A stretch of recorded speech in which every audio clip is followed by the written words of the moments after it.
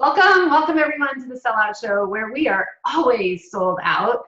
I am Diana Guerin, and I'm the co-founder of Trade Show Makeover, where we help companies stop leaving money on the trade show floor. Hey, Diana. Hey, everyone. I'm Sean Carroll Sandy. I'm the Chief Revenue Officer of the Selling Agency, where we coach humans how to sell to other humans. Because if you sell like you are giving everything away, then why should people actually buy from you?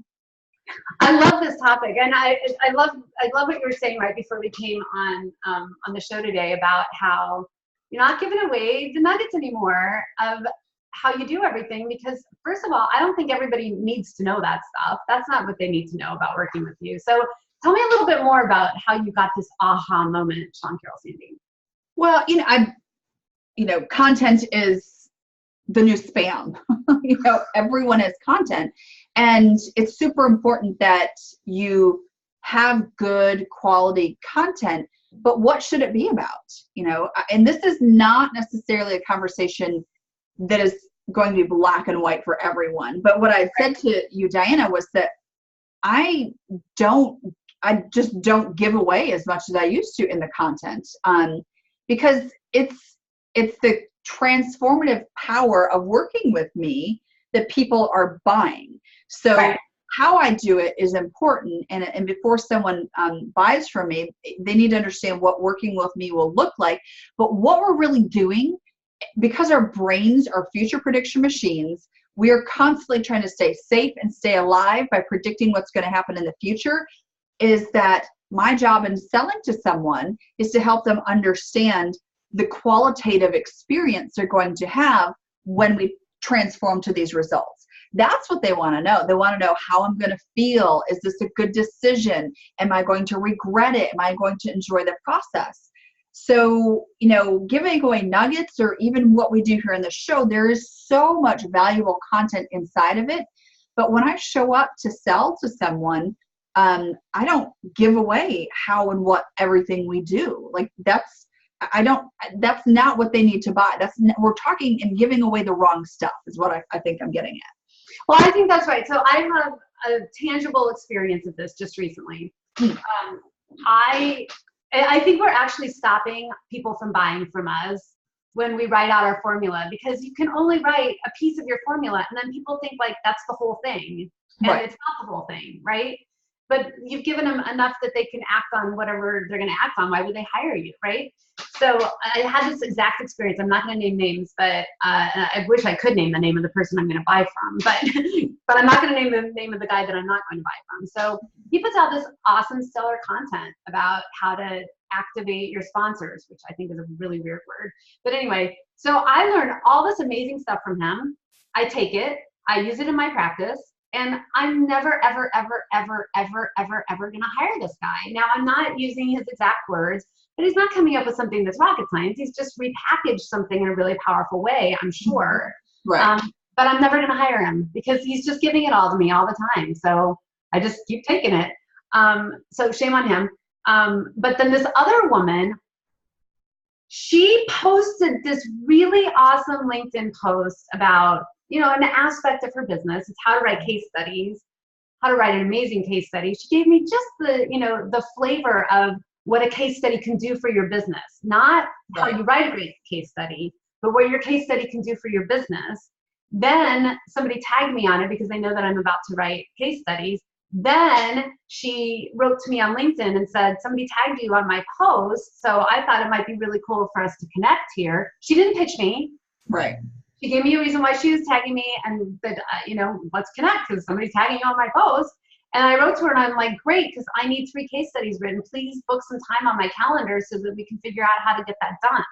Because her whole thing on her LinkedIn page said, I write awesome case studies for companies so that they can close more deals and not have to figure out how to write it themselves.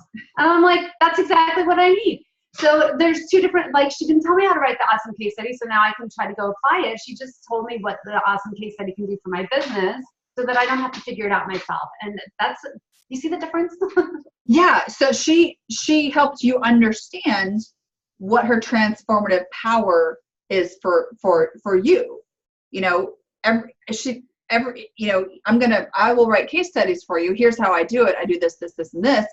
Well, then why don't you do it? Well, it's because she can do it better, and then you can get back to doing what you do best. Working with people, and again, it's not every product. Some products and services or technologies, it's a transactional thing. But why people choose one person, one team over another is because they believe and want that transformative experience more than they want the other one. That's it. So it's very, you can tell people, we transformed this person's business by doing X, Y, Z, and they got X, Y, Z results. But if you can't relate that back to where you're intriguing people about seeing themselves in the process, or wrapping the results around how you would transform their business, they don't need you. Right. It's great that you're saying this, because I think we're giving away way too much in our content with Trade Show Makeover. Obviously not our video cast, because it's just fun to watch us talk. But I think we're giving away too much, and I don't think we're giving away what the experience is like to work with us. Because people will look at our stuff and be like, well, I know how to do that. I can do that, or I do that at trade shows, and I promise you're not. Mm-hmm. But like what you're inspiring me to think about is, if you work with us, you're going to invest this much time ahead of time, this much time during, this much time after. Like they need to know what it's going to cost them from a money and energy standpoint. And then they need to know what the experience of working with us is going to be like. Like every single time we meet, you're going to have an aha moment. And then you're going to have so much fun at the show and be so completely lit up, because you'll be the buzz of the show and people can't wait to set meetings with you. And then afterwards, you're going to like close business like a rock star and be able to prove that it was worth it. And is that something that you want? I laugh, and oftentimes people will approach me and want to talk about, their business, or how do I do this? And once I pre-qualify people pretty quickly about whether they have the acumen, the means, the mindset, if they've tried other solutions before. And if they're not, if I can tell really quickly they're not a good fit, I'll point them to my blog. I give away a lot of the answers there, but it's a lot of why I think this way and how we do it. If they could do it themselves, they wouldn't need me. My transformative power is in moving people to believe that they can do something different. That's what people are hiring me for. It's not to build the sales process. It's to wrap the process in a package where people believe in it and to help people buy into it.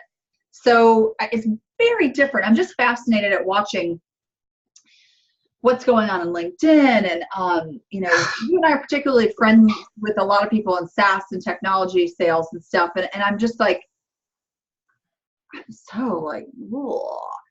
It's too much. It's too much. Pull back. I don't like going on LinkedIn anymore. I mean, I'm going to stop unfollowing, unconnecting. I just can't stand to be on LinkedIn anymore. Well, it's gotten to be where it's who can pour out more information, and no one can possibly consume all of it, enough of it. I think you're actually, everyone's cognitively overloaded right now. You can only consume so much information on something before you're just done. Studies have shown 7 out of 10 American employees are burnout and disengaged. And what's happening is, we roll up to the office, and where we get cognitively overloaded happens earlier and earlier in our day now, because we're interrupted at an average of every 3 minutes. We're switching between 10 and 20 different platforms on any given day, and our brains are fried. So throw in a ton more content and all this kind of stuff, and people are just done and fried. Now, tell them a story where they're interested in seeing themselves in the end result, or Little Red Riding Hood at some place along the path, and that is a cognitive relief to people. They're not overloaded when they're thinking about themselves versus trying to take in something that you're trying to tell them or teach them. Brilliant. All right, so the job of you as a salesperson is to stop giving away the how you're doing stuff I don't care how you built my 5-cylinder engine in my Volvo. I don't care. I don't. But I do care that I'm going to be driving it until I'm 100 because it's going to last that long, and I'm going to look good doing it, and I'm going to look smart and feel safe. That's why I love my Volvo. It's sexy. It's smart. It's safe. I don't need to know how you built it. No. Yeah. Let's do a better job of not overloading people. Like, there's a lot of content marketers. I'm always in trouble with marketing. Who cares? But there's a lot of content marketing out there that's not going to like this. But I think if you're a salesperson, really understand what it is people want to know. They want to know, am I going to enjoy this? Can I trust this person? How is the end result going to transform us? Can I trust that? Our brains, again, are future prediction machines. We're trying to stay safe, secure, alive, and we've got to focus our messaging and our conversations around that. So stop spammy content with people. Okay? Deal? Pinky swear. Pinky swear. Pinky swear. All right. That's enough about that. I think enough about that. Go be sexy, smart, and safe. No. And stop hoping. And start selling.